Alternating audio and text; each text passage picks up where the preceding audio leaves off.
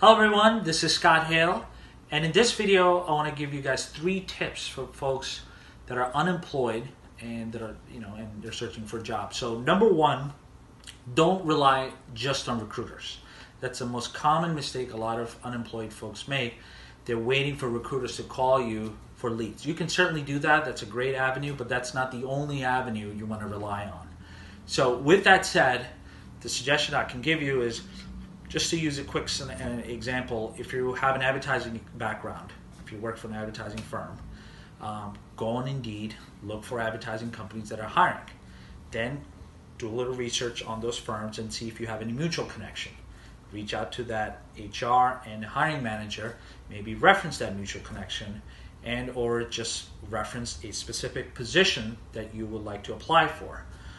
And then follow the process that I've talked about in my previous video in terms of when you should follow up and so forth.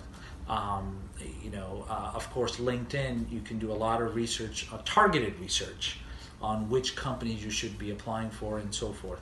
And when I say applying, I don't mean just applying for 2 companies and then and send resumes and then just move on. And because that's not enough, especially in a competitive market.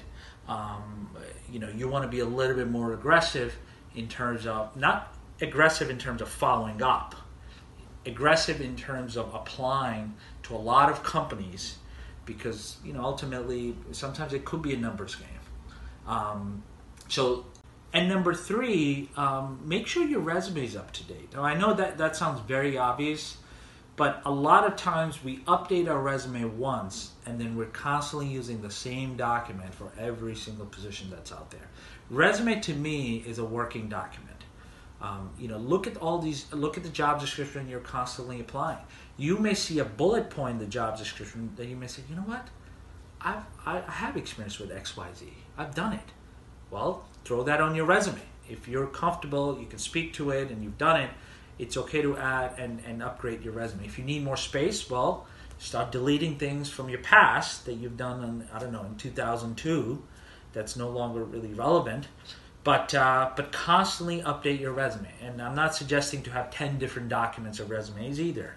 I'm simply stating that you need to constantly tweak on the go if you're applying for a specific job. So, there are other tips, but I think these 3 are pretty effective. And my most favorite one, I would say, is the one where you're targeting, where you're doing a lot of your own target marketing, because I think that could help you guys tremendously.